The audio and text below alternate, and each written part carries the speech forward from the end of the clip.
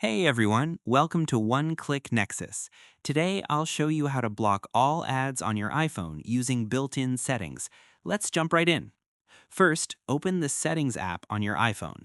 Scroll down and tap on Privacy and Security. Now scroll down again until you see Apple Advertising and tap on it. Make sure the toggle for personalized ads is turned off.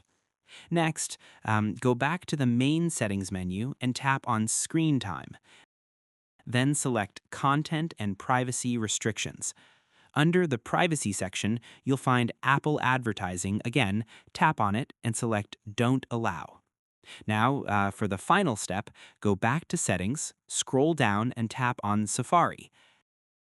Make sure the toggle for Block Pop-ups is turned on. You can also enable Fraudulent Website Warning here for extra protection. And that's it. You've successfully blocked ads on your iPhone using these privacy settings.